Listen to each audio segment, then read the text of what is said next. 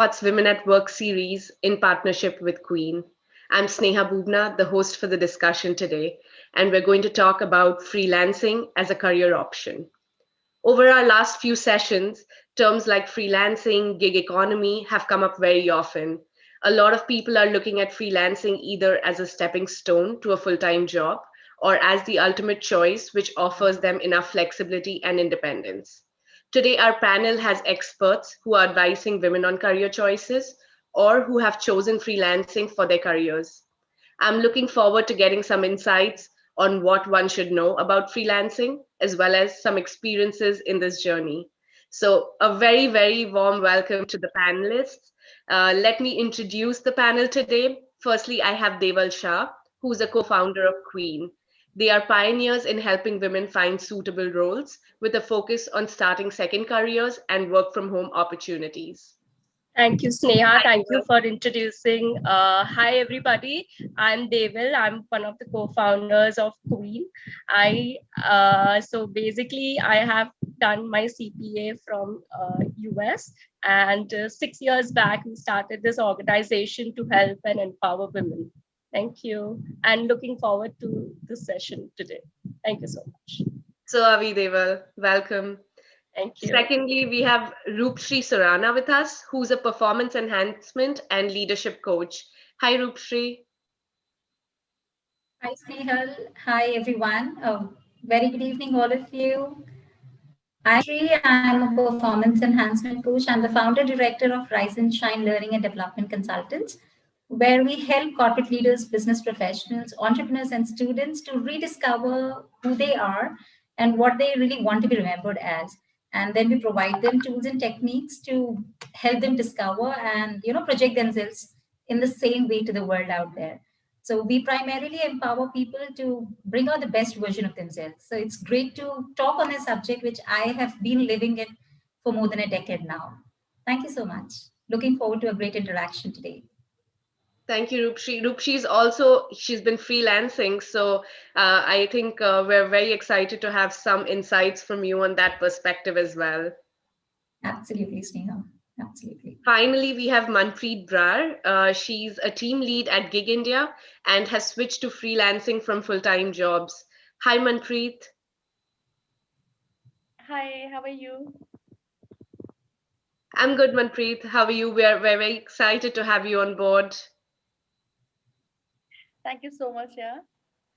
Manpreet, do you want to just quickly introduce yourself? Tell us a little bit about your journey.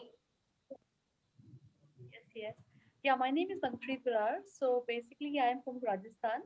So I am MBA in HR. Also, I have an experience of almost 5 years as a full-time employer. I've worked with the Barclays, Genpact, American Express. But since last 1 year, I've been into freelancing.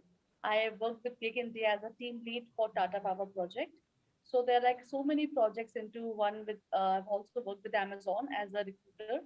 I work with Tata Powers. So like 3 to 4 projects, working for 3 to 4 months on Gig India itself. So yeah, it's good experience so far. So enjoying at home with the family along with making my career as a freelancer. We're very excited to actually hear about your switch later in this conversation. As you guys have heard, we've got some very different panelists. We have somebody who is an expert on the topic. We have someone who's been freelancing always, and we have Manpreet who's switched from a full-time to a freelancing role. So we're very excited. I think the first thing I would want to start with, and maybe Deval, you can jump in here. What exactly is freelancing? When we're talking about it, a lot of times it's confused with work from home or a business. How is freelancing different? Freelancing is not only work from home, it's working at your own flexibility, at your own space. And it's very financial driven, as well as it's at your comfort that you are working. So freelance doesn't mean that you work from home basically here. That is what I wanted to say. Also, it's very important when you start freelancing, you have to have time management skills. You schedule a planner before starting a day, and so that you don't go haywire here and there. And yeah, so some of the points that we'll be also talking about later in the session. So yeah, that's all I wanted to say. I think Roopshree, who has been freelancing from last 13 years, can give more insights on how it can start, where you can start freelancing. Yeah. Great, Deval, absolutely. So I'll just add on to the points what Deval just mentioned. So right now, I started my freelancing right from 2007, almost near about 2008. So it's been more than a decade. So when I started my freelancing, I always used to feel that it's something that I really enjoy doing, but I never was aware that the initial few years are going to be a little challenging. It's going to test your patience to a larger extent, and life is not going to be all roses. There will be thorns in between as well. But having said that, it has its own taste of good and bad, of course. But if you do it really well, it gives you amazing perks of freedom, flexibility, and of course, a lot of peace of mind. There is going to be a work-life balance. There's going to be a great work-life balance, and you are going to be your own boss. So that's something that I really enjoy doing, and that's how I've been continuing with the freelance work. So when you say this, Roopshree, I have to ask that how is it different from starting a business? Starting a business, see, of course, when you start a business, you need to think of a team. You need to think of a lot of other aspects as well, and you're really taken aback thinking that, oh my god, at least in India we think that business is something that needs to be done in a larger scale. You need to have clients to approach, and of course, there has to be a systematic procedure. But when it comes to freelance, there's a huge competition out there. But then you can really go ahead and approach people, and even if you're not being, you don't have to be really so very prepared to go as a freelance. And the opportunities are plenty. You have a lot of platforms where you can put up your profile, and you can go ahead and straight away approach them. And there would be high chances, if you're really passionate about what you really want to work upon, if you're really skilled at, you master the skill that you want to get paid for, then of course you can straight away, even without thinking a lot, you can get into freelancing. You have multiple platforms where you can project yourself. When it comes to business, you need to think a lot, you need to plan out a lot, you need to schedule things, you need to be very, very well prepared. Whereas as a freelancer, it's easier to approach people. So I would say here that more for business is like more of a monetary investment, and freelancing is all about the skills that you have developed over the years or what you have learned. So I think the business part is more of a monetary investment, and freelancing is more of your skill development and uh, all the all the learnings that you have learned over the year. So I would say that. Yeah, I think then maybe it's more like a cog in the wheel, whereas when you're running a business, you have people you are employing, you have salaries and a lot of other aspects, but otherwise you're still getting paid like for a project or maybe for a time that you're using. But this is something that has come up so often, where everyone's like, okay, so I am a baker and I want to start that as a business. Is that freelancing? Is that a business? So I guess now it's a little bit clearer. Another aspect, you guys already touched on the pros, and that's what we hear when we talk about freelancing. The first thing everybody says is, yes, it gives you the independence, it gives you the flexibility. But could you guys highlight a little bit more about the cons? Because that's something we tend to, not think much about. So cons, I would say, ultimately, it's that all the perks that you get as an employee, I guess first of all, you don't get as a freelancer. Basically, the health benefits or the travel benefits, because freelancing doesn't mean sitting at home. So you may be traveling, you may be going to an office and doing your work. So the perks that you get as an employee, I would say that is something that you won't be getting. You are the ultimate responsible person about everything that is done, about the project that you have taken up. So one of the con is that also there are not multiple people to blame after you either fail or you go just haywire about the work that you have been doing. So you are the ultimate responsible person. So yes, somewhere that is a con, but if it goes well, that become a pro also. So yeah. So those are my 2 points. I guess Roopshree and Manpreet would be more, since they are freelancers. This is from my side. I think their view will be. Yeah, I would like to even hear if you guys have had some personal experience which you can highlight as a pro or a con. Sure. So, as a con, one of the biggest things that I face is inconsistency of work. Whereas in a 9 to 5 role, you have work every day. Whereas as a freelancer, there have been instances when you are really burdened with work, you're pretty stressed out, a lot of projects, a lot of assignments that you can work on. But at the same time, there would be days when you don't have work. So if you're somebody who can really manage it and you can invest that time into your self-development and self-learning, then you're going to rock as a freelancer. So that inconsistency of work is something that might, pinch you a little if you're going to choose freelancing as a career.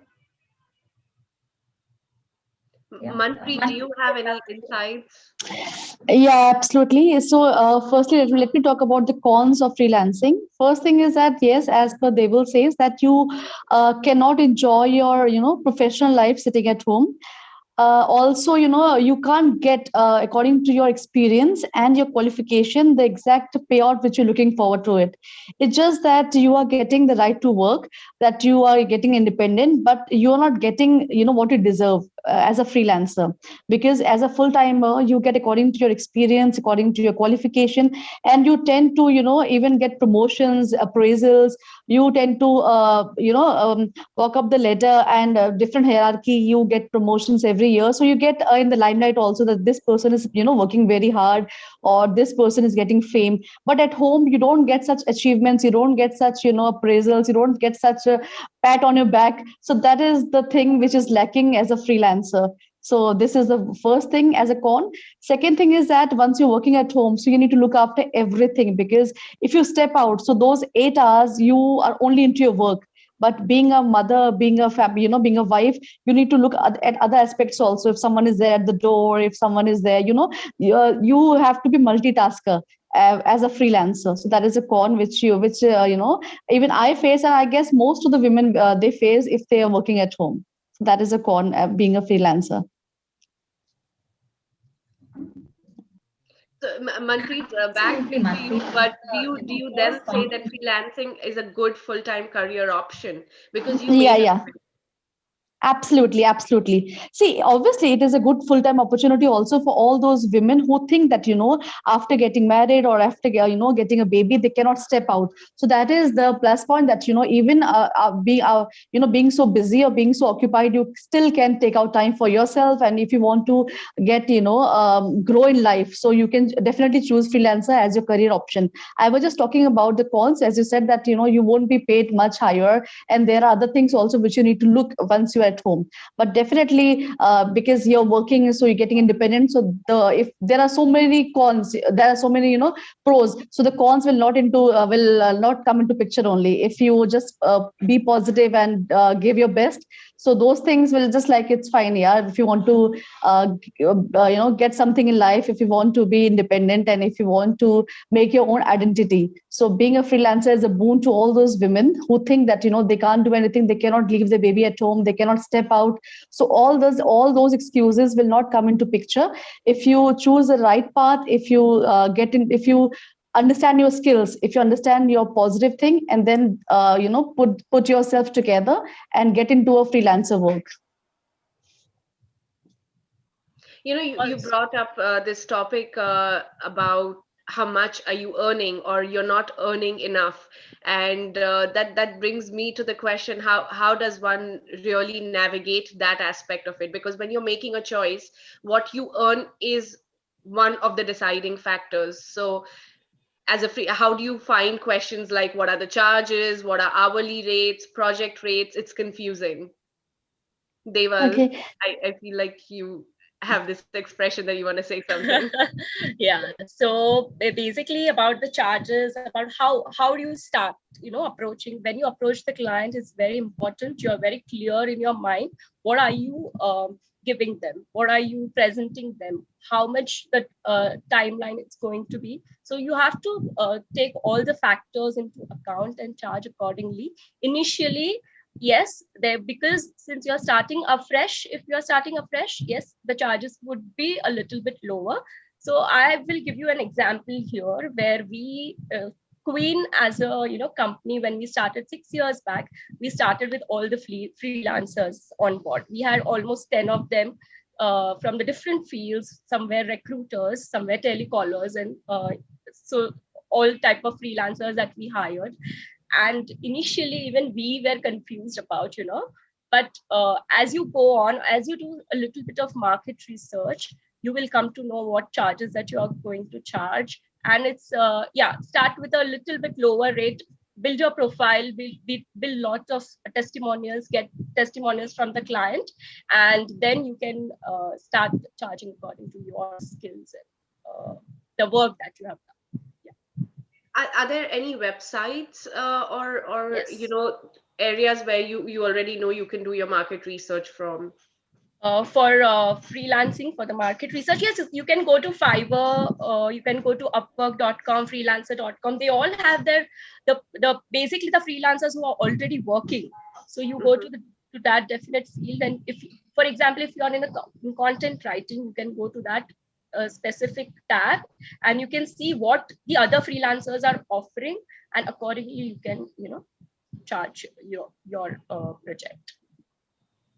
So let me just add on a little here. The sky is the limit. For you to achieve, I feel that sky is the limit here. It's going to be limitless. It all depends on how much are you able to build your brand and how much are you able to put it across to your clients, and then you can really go ahead and showcase your identity and then charge them accordingly. So as Deval rightly mentioned, that you can start off with minimum, do your market research, understand what your competitors are paying, and then quote a price for your worth. That's something which is very important as a freelancer. You need to know that you need to get paid for the kind of energy, the amount of effort you're putting in. That's something we have to really be good at.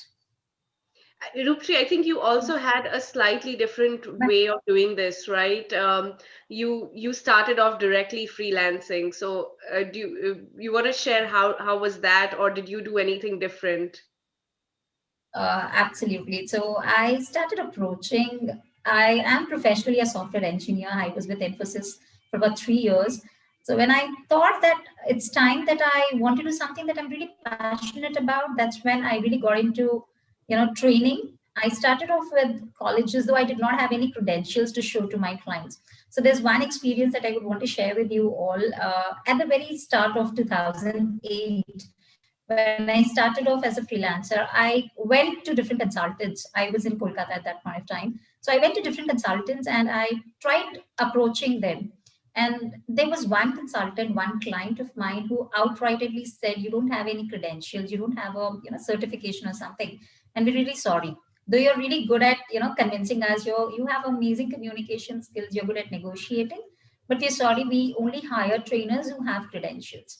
Believe me, that was the day I took it up as a challenge and I did not give up. I didn't give up. And I proved that I get all the credentials and I approached that consultant. And believe me, since 2010 till date, I'm still working with the same client and he's super, super happy with me. So I just don't want to say that it's only the credentials which are mattering there. It's again, how you don't give up also matters a lot. That's something which is very, very important. As I mentioned earlier a little while back, that there would be hard times at the beginning of being a freelancer to establish yourself, to flourish what you're doing. It's going to take a little while, but just don't give up. That's something that I would want to share it with all the freelancers, and somebody who wants to jump into freelancing as a career choice. Thank you for saying that, Roopshree, because sometimes I do believe that it's important not to give up. It's more difficult in the beginning, but once you are past that initial hurdle, then sky's the limit, and you just have to stick around. Yeah, I think taking up the challenge and achieving the or having a passion is very important. Yeah, I agree with you. Absolutely. You need to be very, very passionate about the skills that you feel that you will get. So that passion, that energy has to be there. True. Manpreet, do you want to add something? Yes, Neha, I just want to say in order to be a freelancer, you first need to find out what you are good at. For example, if you're good in communication skills, then you can be a recruiter. If you're good in writing, then you can be into content writing. If you're good in typing, then you can be do your data entry. You can get into all those such jobs. So first of all, you need to find out what is your hidden talent, which in what talent you're good at it. Then you need to brush your skills. You need to give some time on yourself. That okay, fine. If I'm good in communication, I need to read certain novels and all, need to improve my vocabulary, pronunciation, all such things. So you need to find out your hidden talent, brush your skills. After that, market research is the key. And then you need to make, various contacts also. For example, LinkedIn is there, Upwork is there. Try to reach out to people who can help you out in resume writing, and CV writing, and they can improve. You need to highlight your skills. So once you get highlighted, once people will know, okay, this is the person who is good at this skills, so you can take proper guidance and then you can get into the freelancing. All of you somehow mentioned that the start is key, and you can go different ways. You can either go by charging lower than market, building your credentials, or just sticking around, having good communication. So there was a question from the audience, and I from Pooja Mathur, which I want to put in here. She asks, how much time do you need to stabilize enough that you can earn as much as a regular job? Yeah, well, 6 months would be needed. Yeah, 6 months to 1 year. You need to be very patient in that, because you cannot expect that if you will just work, as in if you started your works in 1 month, you'll be getting a handsome salary. You need to be patient enough, because initially experience, it's what that counts. Money is not everything. You need to be first. Whatever you're doing it, you need to give your best. You need to meet the client requirement. First of all, you need to make your name in the market. That okay, fine, this person is meeting up the deadlines, is very much passionate about the work. And then once your name is there in the market, then obviously, then whatever, the money is not the limit. Then whatever you will ask for the money, they'll be ready to pay for that amount. So first of all, you need to prove yourself to the client. I would say also how your portfolio looks and how do you present yourself while starting your freelance career. So it's very important that you're able to market yourself. So it doesn't matter. You can start earning the first month itself, and you maybe you'll never go back to your full-time career. So I think it depends on your portfolio also. Roopshree, I think you wanted to add something. I got, yeah. Yeah, just wanted to add on. This is what I learned when I started off my career as a freelancer. These were the two traits that I really want, that somebody suggested. There was a mentor who always said that, as Manpreet rightly mentioned, patience and consistency. Be consistent, be patient, and you are going to rock the world. If you have these two traits, you're going to perform the best. And I always grew up believing that if you're good, you're going to shine. The world is going to, know your worth, and they'll wake up to your brilliance. So this is something that I've always believed as I grew, and I always have had faith in this, and it has given me results as well. Pooja, I hope that answered your question, because I think the common message that I get from all of you is eventually you will get paid even maybe more than what you would get at a regular job. It's just the beginning, which is slightly inconsistent and could be lower. But I didn't see any of you say that that's not possible. So that's a good sign there. Yeah, not at all. True.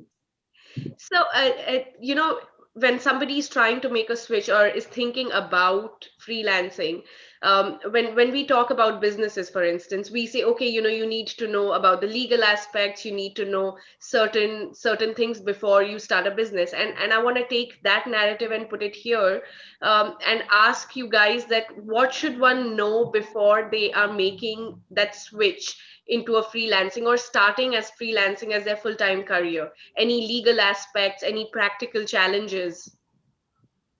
The challenges here would be basically whether you're going to pay it or not. That's the first challenge, that the work that you have done is going to get it back, the money or not. So that's the biggest challenge that people face.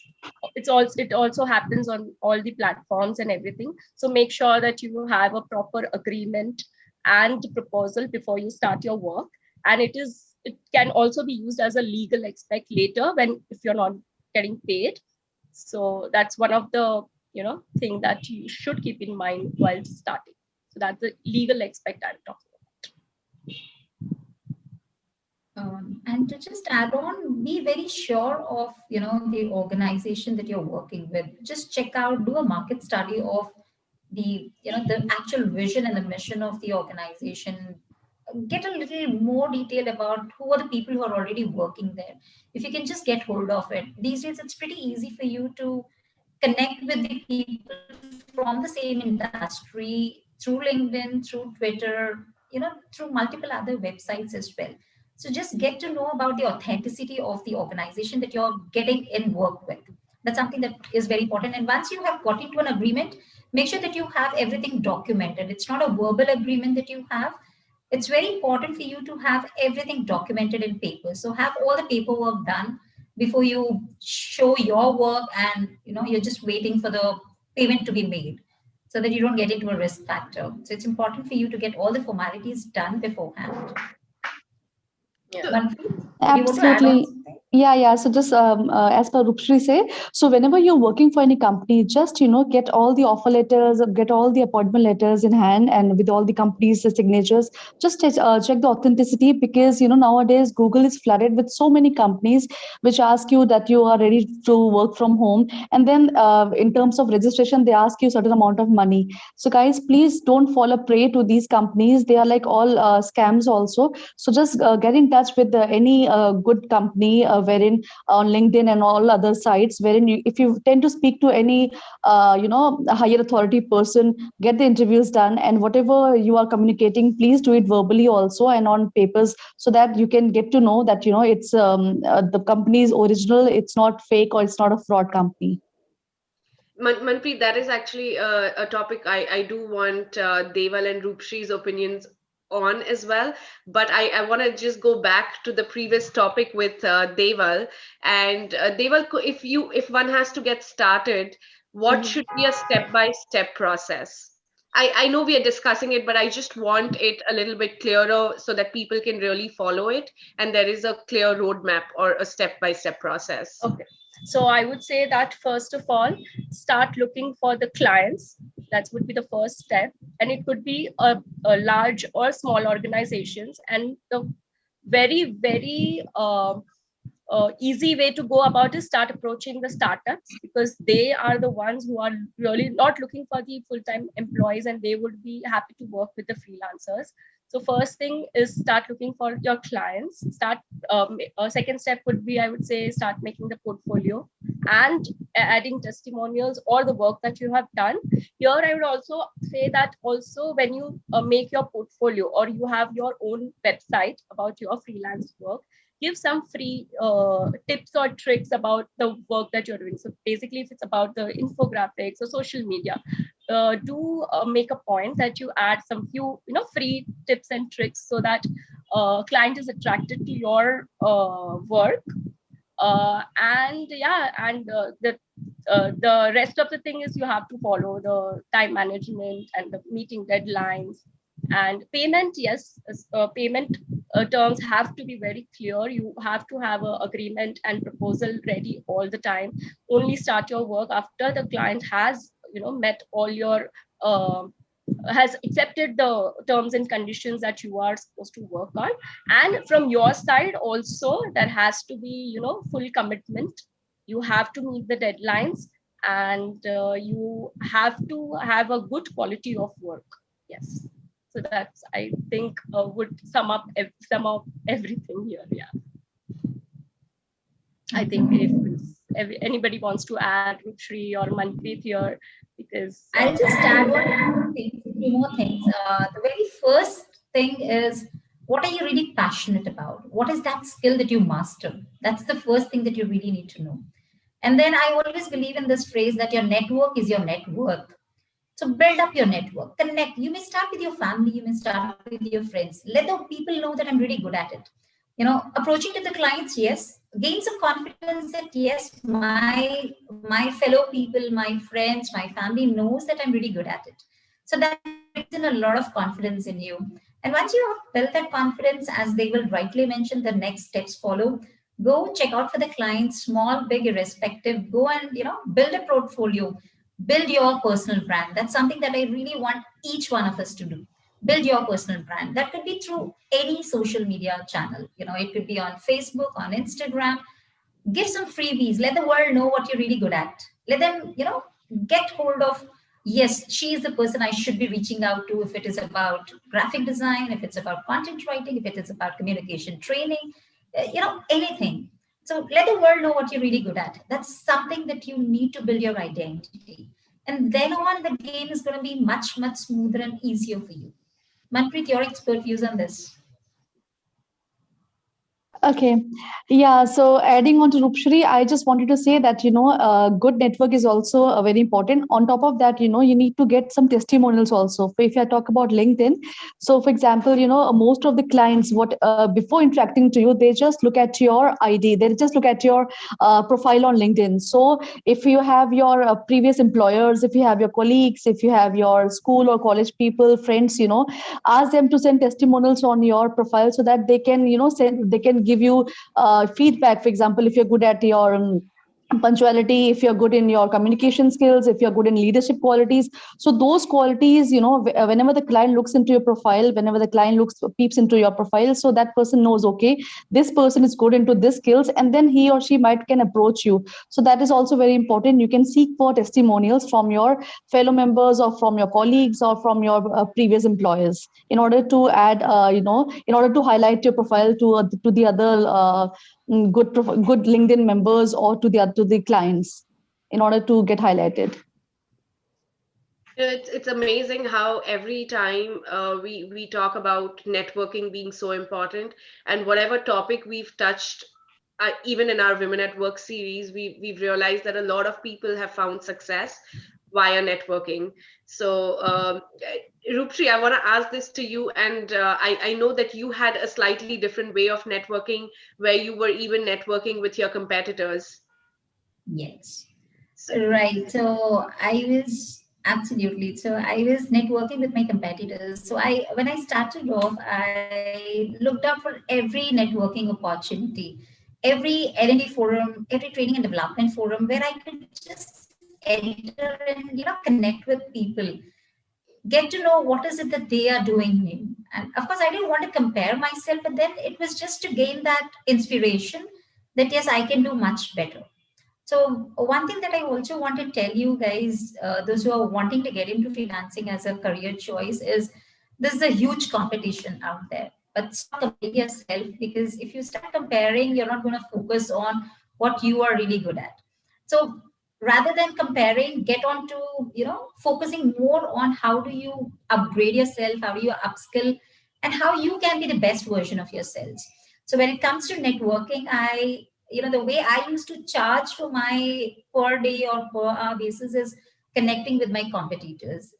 We used to, initially, when I used to enter into these forums, I used to connect with a number of people. So once you build a rapport with people, upon further meetings and further conversations, you get to understand, so this is what is I charge for my, one day. This is how I have my one-on-one coach is paying me this much. So that's how I build my own set of package. So this is how the competitors are charging, and this is what they're providing, and this is what I am providing. And as for the market research, as for the competitors, this is what should be the best rate in the market. And that's how I went on. So there was a huge learning in the initial 6 months to 1 year. There have been instances when I asked a client for too less, and the client was like serving it on the plate and saying, yeah, please come over and do the work for us. So there have been times when I had really asked them very less, but then that was a learning. And then I thought, yes, it's time that I work on to my pricing as well.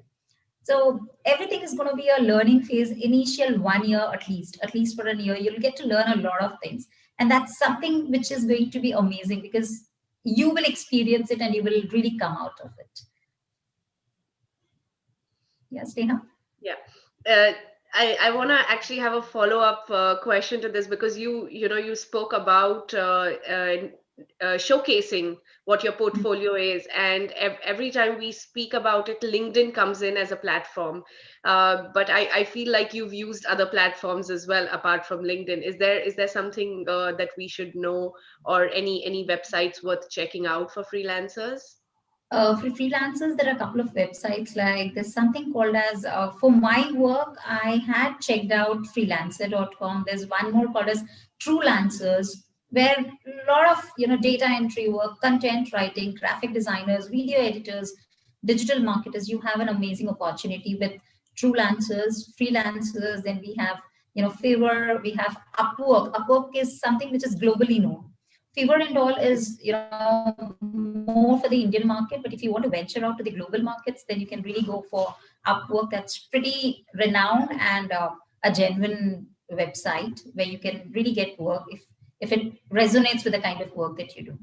And there's one more called as I'm just missing one because I started with that in the beginning. I'm just not getting the name of it because there are very minimal websites as such for my work. I am a communication coach, so I preferred connecting with the people directly. So, but people who are really good at content writing, graphic designing, and especially social media management. Right now, I'm hiring 2 interns who are freelancers for me who take care of my social media management. So I also always look out for. I'm building up my organization. I'm growing up every quarter. I'm looking at building up my own team. So I always prefer taking freelancers I because think they also a lot of what I companies are moving towards that now. Sorry, didn't want to yeah, interrupt. yeah. No, please. So yes, I have been more into approaching clients face to face. Of course, Facebook and LinkedIn has been a great place for me to network with people and get a lot of work from LinkedIn and Facebook. So there are multiple groups that you have. Just connect with the right group. Be more active. It's not just these are not the job portals. These are not just there for you to get the work. These are the places where you need to highlight yourself, where you can build your presence. So work on that bit, and gradually you will get offers. You will get more work. You will have clients approaching you directly. So try to work on building your brand. That's what I would strongly suggest each one of us. That's going to help us in a longer way. So one more thing, adding to what Roopshree said, that finding the clients on all the online web portals. So there are a lot of freelance websites where even you have to bid for your work. So there will be bidding about, if there's a data entry project, you have to bid about what you are offering. So one of the way to approach the client is many companies, they also display their names on the project. Some are anonymous, not everybody shows, so you can approach them separately also, not through the portal, and then you can market yourself saying that whatever is offered, we'll give you a best quality work, and we will be offering you the best price. So that's also one of the approach. If you are very much, you have to be all the time on those portals looking for work.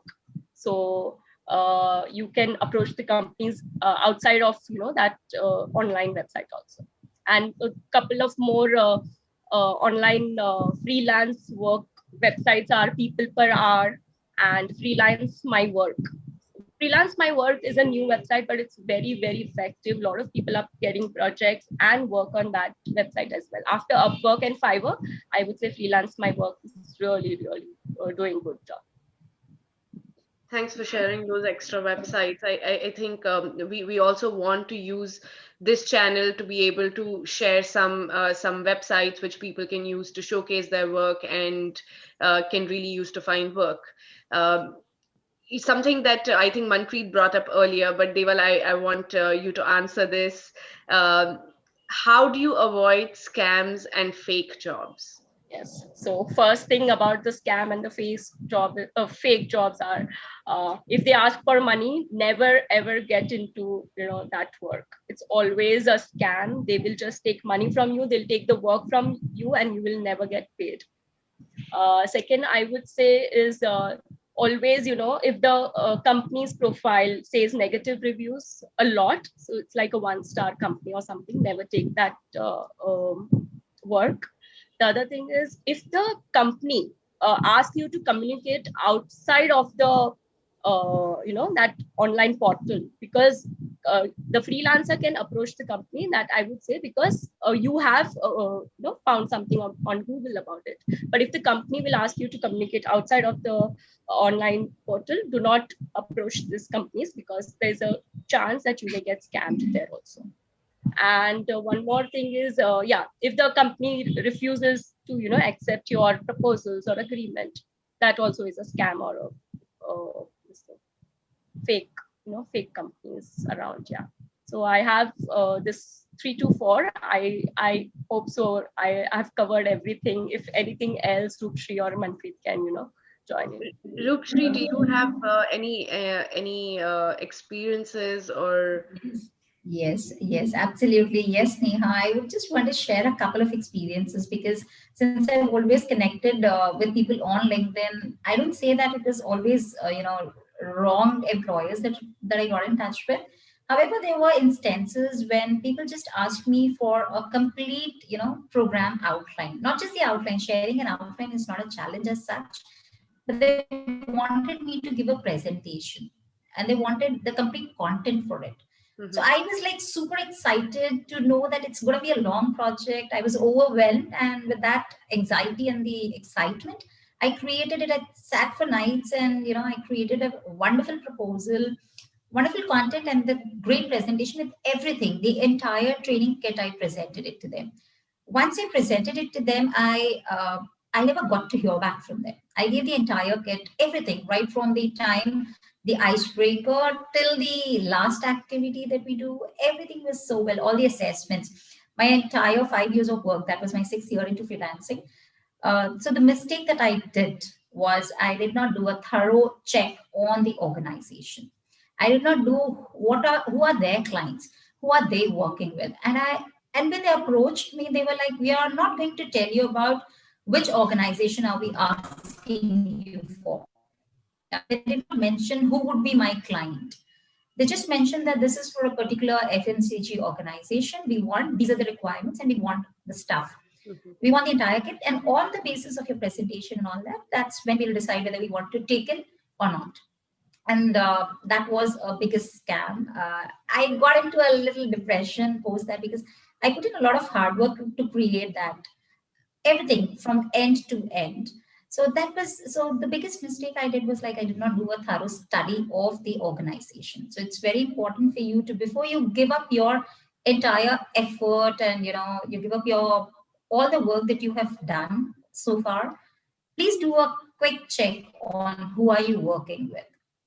Just every organization now has a website. It's kind of a mandate. Even for an individual, you get on to create a website. So please do a thorough check on who are the people whom you will be sharing data with, the information. So please do that. Otherwise, your all the efforts are going to just go for a waste. Yeah. Yeah, I've also So there had have been some, instances. yeah, I've also had some similar instances where I was asked to share something because they want to see your work, and it's always, okay, can you send this small thing, then do this, then do that, and then you realize that they are making you do a lot of the work that they probably wanted someone else to do, or they're getting it done for free. So that's also been an experience from my side, and now I just feel like if something is too good to be true, it is probably too good to be true. So it's good you're not getting into it. And at times it's okay not to run behind something which looks like it is an amazing deal. Yeah, true. That's true. Because sometimes the company may be offering, they'll ask for an investment of, say, a very minimal 1,000 rupees or 2,000 rupees. And they'll be saying that at end of the work, for a simple data entry work, they say that you will be earning up to 40,000, 50,000 rupees. I think it's too much. Like data entry work, till date, I would say that you won't get paid for more than 5,000 rupees, even if you're working for a whole month. So yeah, so just have check company's credentials. That's very important. It's just not the website. You can search them anywhere online. Just do a multiple checks and then only go. I think that's the little part that you have to do before starting your work. Very true. Very Even absolutely a must. A must have. sorry, Roopshree. Please go No, ahead. I was just saying that is the must have. Yeah, she's That's the just first thing that you need to do before you actually present yourself and showcase your work. Do a thorough check on what the organization is all about. I think your good work will bring the same clients back to you again and again, and then after a period you don't have to do all those checks and all, because then you'll already be busy with the same returning clients. So I think once you are set and once you have done your enough research and enough work from your side, I think then you are okay. Then the initial parts that you have to do about credentials, about the company, about the client, I think that will stop. So something I have personally struggled with, and that's why I'm going to ask this: how do you really do the thorough check? Unless it's a big brand where you know there are a million people working there, you have somebody you can reach out to. They have good online presence. But what about when they're really small companies or startups, like you mentioned, that they offer a lot of freelancing opportunities? How do you really do a check on them? So I think for startups also, if they're asking for money, don't go with it. That's the first thing. And if the work starts with there is always a limit of anything that is going to be paid. For example, if you are doing a social media campaign for the startup, so it won't be more than 20 to 50,000, I would say, what they would be offering. So if they are saying that if you do this, at the end of the day, we'll be paying you in lakhs and all. So I think there only you will get a little red flag saying that, oh, this is not something that I want to. So also go read the articles, read a lot of tips, everything before starting. So that's how you get a hang of about how you are going to start this work, what you are charging, and also talk to people. Today, Facebook, LinkedIn, Insta, Twitter, Quora.com, that a lot of people use. There is credentials, there is, talk about all these things a lot. For example, the OLX scam that is going on these days about scanning, when you sell your something and you have to scan. They ask the seller to scan the code, which is the scam that has been going for so long, and it's everywhere. Still people are getting trapped. So that is how you have to, before starting, I'm saying, just have a search, market research, and checking the credentials. I personally tried one thing where something seems a little off, and you Google just that story saying that, oh, I got approached by X companies for this, and then a lot of times you see 10 people who Yes. had similar instances, and then you're like, okay, Yeah. wait, something is fishy out there. Fishy, absolutely. You need to go through the reviews. Unless you Go are through the the first reviews. one, I think you will get it. Yeah. It happens. Sometimes it happens. It's not that nobody gets scanned or not paid for the work that they have done. It happens like out of, I think, 2% or 3% times. If you're a freelancer, it happens, unless it's not a very big amount that you're expecting. Yeah. Thank you for answering that. Like I said, I think all of us have gone through it in some form or the other, even with freelancing or without. It's just market research is key. Keep checking on these things. If something is, if you sense a red flag, look up a little bit more. You might find information.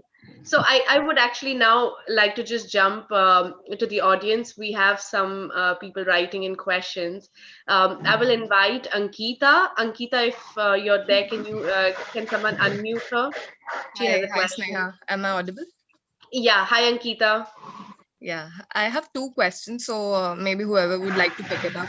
So first question is, most of the thoughts that are being shared here are around B2B checks, and a lot of freelancing segment has the B2C model in place. So for example, Roopshree mentioned that she is a training professional, and then instead of reaching out to companies, she might be reaching out to clients directly. So what are the possible genuinity checks on that front? That's my first question. And the second question is that how about freelancing as a true purpose versus freelancing out of some kind of financial independence or something like that? So people might be good at their jobs and they could be good at freelancing also, but then you're required to make a choice at some point in time. Roopshree, do you want to take this? Yeah, I'll just take the first question first. So, as Ankita asked me, like, how do you approach the clients or how do you do the check? So, I believe in this particular, sentence that ask and you shall be given. So, you need to have the courage to ask. So, what I have started doing off late, not off late, I would say right after the so-called scam or the trap that I got into. I made it a point that I ask all my clients to at least share their social media handles because every organization does have a social media presence.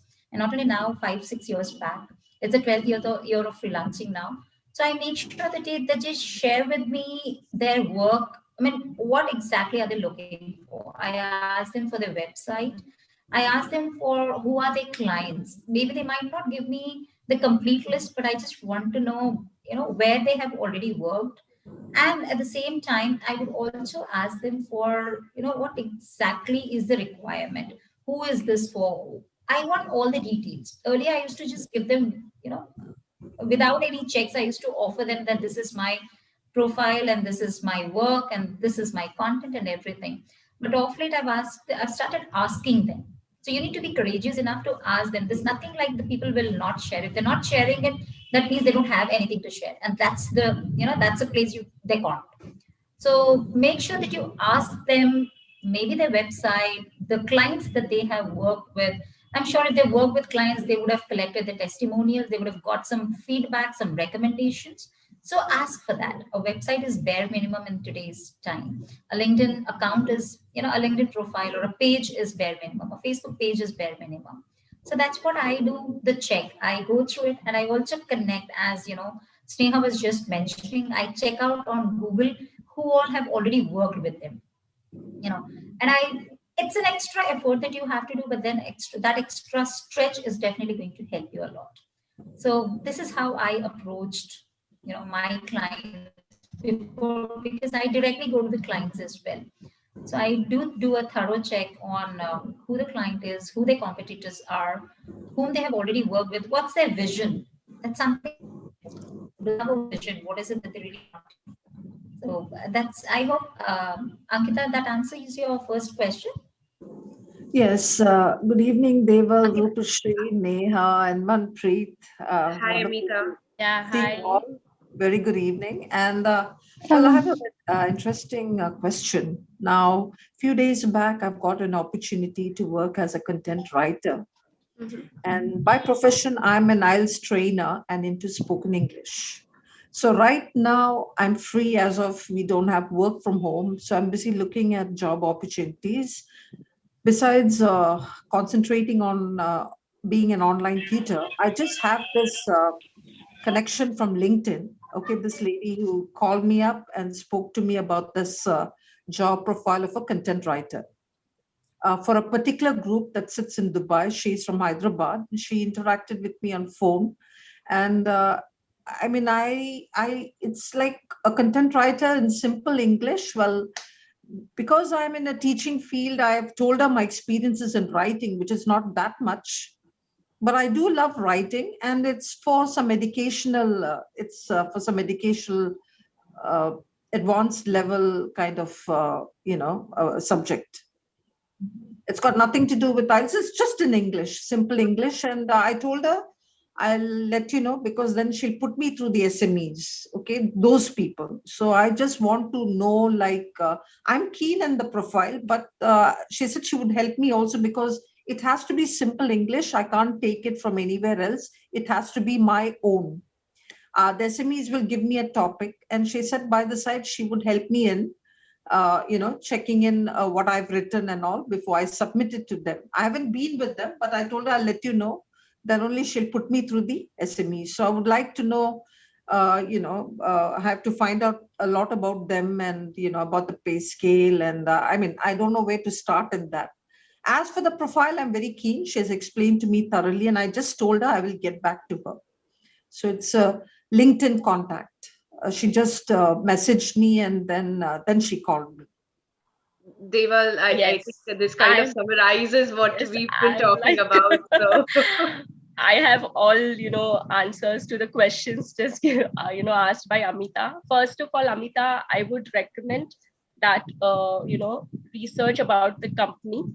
What about the lady that you're talking about, her LinkedIn profile, if she's authentic or not. Next step that you have to go through is you have to make a return agreement or a proposal and send them, saying that this is the, also if it's a simple English or anything, but it's your work, your effort, so you have to send what you're going to charge them and how are they going to pay you. You said it's a Dubai based company, so just make sure how the payment and financials are involved here. And also, yes, thorough research about the company. If she is the middle person, she may have some, financial benefit here. She may take free work from you and send it to the SMEs that she's talking about. Know about the company first, which company she's talking about, and then research about the company. Make sure your payments, your financials are in place, and then only go about it. Because content writing, I would say they will ask you for they will ask you for a lot of free write-ups and everything. They'll say, send us this, send us that, and then only we will, hire you, and your all efforts will go in vain. Eventually they will say that, oh no, this is not something that we want. So just make sure that everything is in place. Research about the LinkedIn contact first. That's what I want to say. Maybe some common connections that you have, check out the people who are in her connection list, because this has worked with me pretty well.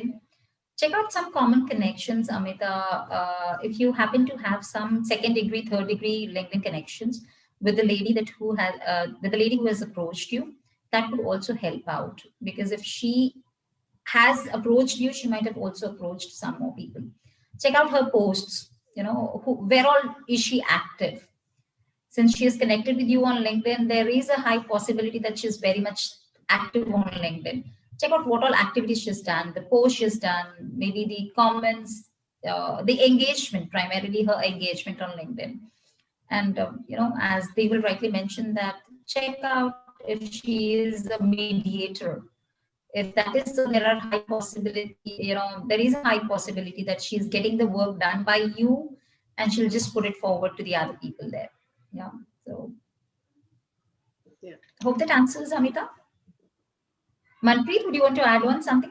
Any of such experience that you've had? Keeping in track, like check with the time. Maybe I'll go back to Ankita's second question. She got muted out, and maybe we could answer that briefly because we're a little out of time. Ankita, are you unmuted again? Yes. So I was looking for an answer around the two purpose in freelancing. So a lot of people are good at their jobs, and some of them are good at a lot of other things that they do. So when it comes to making freelancing as an option or a choice, what are your thoughts around it? So Ankita, hi, this is Deval. So I would say that if you want to start you want to check whether the freelance is going to work for you, you can take up a small project and start working on weekends maybe, or late nights. See if you can do it. You are able to deliver whatever the project or the client wants, and then if it's giving you good results, then you can think it as an option. And if it matches your financially, also it matches whatever job you are doing. So initially you can start, because it's always flexible. Freelance work is flexible. You can take a timeline from the client as well, saying that you will be delivering in 15 days. So work late nights or do it on weekend and see if it's working for you or not. I think that is the best part about freelancing, that you have the flexibility. You can take a step slowly before jumping into it completely and just being sure. Yeah. Thank you, Deval, for answering that. I will go to the last audience question. We have Jacqueline. Jacqueline, are you unmuted? Yes. Hi, Sneha. Hi, Jacqueline. Hi. So Hi. my question is, coming from a complete job background, right? Now freelancing is a whole different ball game, and when I went to these websites, I noticed that many of them ask us to have a GST number to pay us. So this is a little like question mark for me, because what I don't understand much about this, and whatever little information I've read on GST, it's very elaborate and confusing. So the question is, if someone is just starting out, and let's say we take a GST number, what I understand is that we have to file for GST every month or 3 months. But what happens if our freelancing work is not as consistent? Like how does this work? Deval, do So you? yeah. So for GST, there is also a tab for filing the GST every 3 months. If you fall in that tab only, then you have to file those GSTs. Otherwise, you can do a yearly return also, when you at the end of the year, whatever taxes you have earned and all.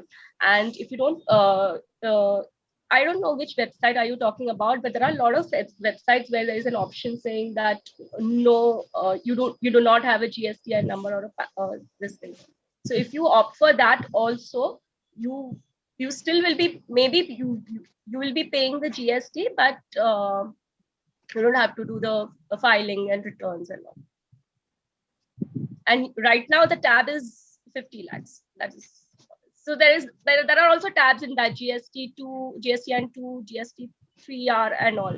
So you need to read about those tabs and do it. The quarterly returns are for the tab which is 50 lakhs. Okay.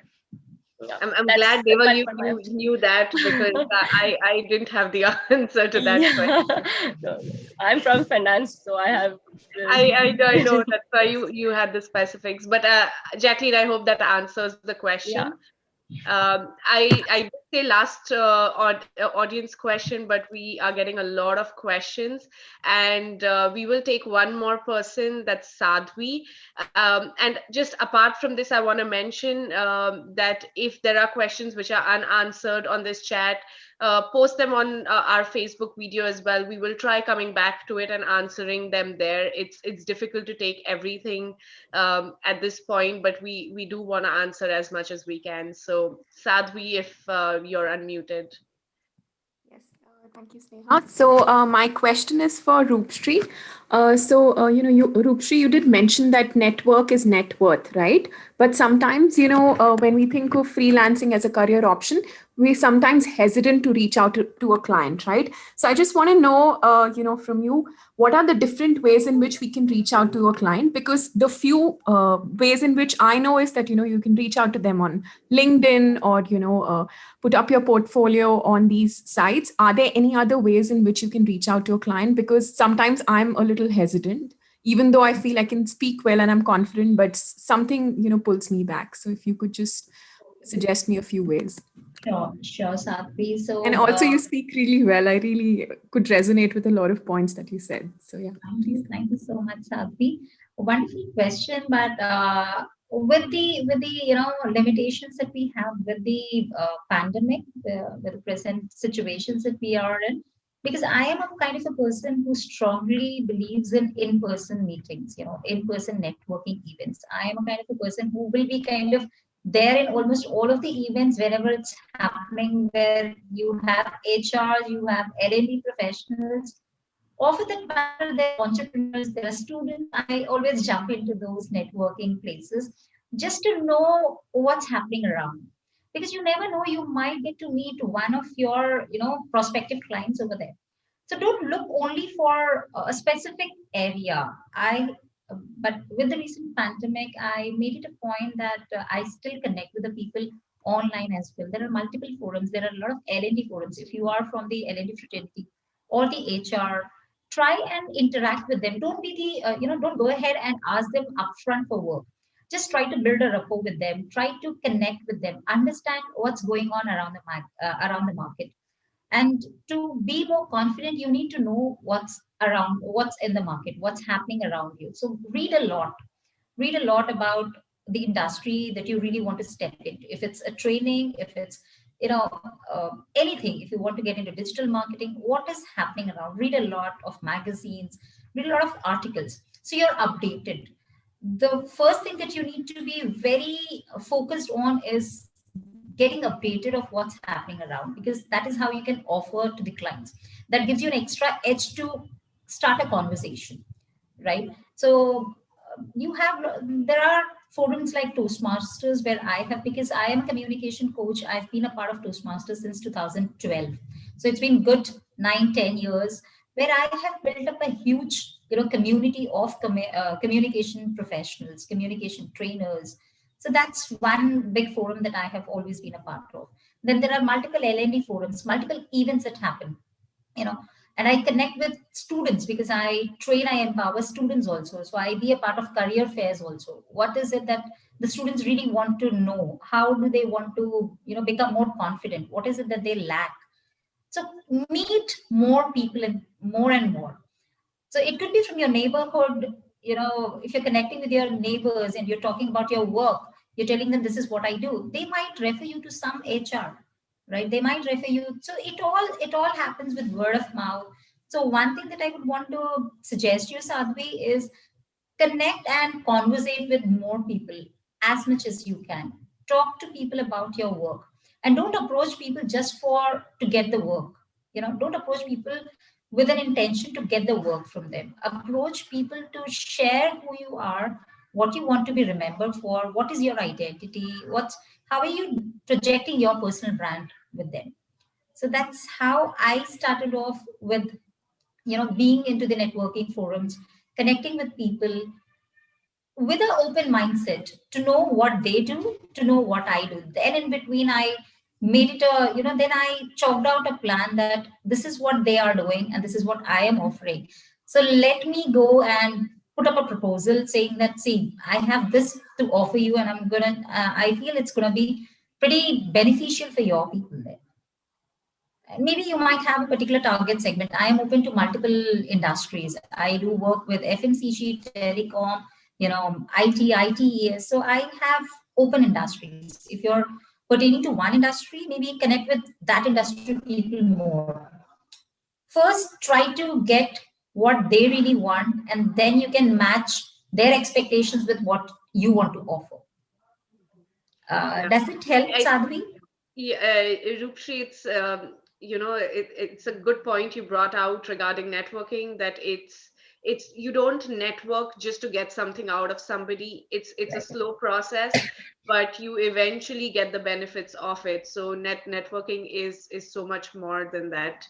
With this, Jacqueline, I hope that answered your question, but we are a little bit over time, so I quickly want to jump into quick takeaways. Just one line, please, and maybe Deval, you start. Yeah. So I would say, to grow as a freelancer, be committed and persistent. That is my initial. Thank you, Deval. Roopshree. Okay, so since we ended on a networking, I would say stop, pause, and engage. Stop for a while, know what you're really good at. Give it a little pause when you're connecting with people. Don't be straightforward. Don't be, jump into that. This is what I want to offer you. Pause a little, understand them, and get into a lot of engagement. This stop, pause, engage formula has worked with me on LinkedIn, has worked with me in my direct one-on-one interaction with people. So I believe this helps you guys too. So freelancing is going to be a wonderful choice if you're ready to wear multiple hats, if you're ready to take up those, risks, and if you want to be your own boss. So freelancing can be a great choice for you. Thank you, Roopshree. Manpreet. Yes, Neha, I would just like to tell everyone that, just find out your hidden talent and give your best, brush your skills, and try to, reach out to so many people, build up your network. And still, after doing all such things, if you end up in, becoming a prey to the organization, to the companies which are like frauds or scams, don't lose hope. You learn from your mistakes. Experience is what matters. So don't disheartened, just think, okay, don't think that, okay, we cannot do this, is not my cup of tea. Just sit back, relax, and start it again, but don't lose hope. And I'm sure that everyone would be will be rocking in this freelancing, because you are your own boss and there's a lot of opportunities over here. Yeah, thank you so much, Manpreet. Thank you, all of you. Thank you, audience, for participating today. We are very, very excited to bring these shows to you, to really bring out real women who share their experiences. We also have one planned in 2 weeks on 6th of March, Saturday, which is talking about building a career in digital marketing. So yeah, I feel it's still one step forward. We're networking here, and we hope you enjoyed the session today. Have a good weekend ahead. Thank you, everyone.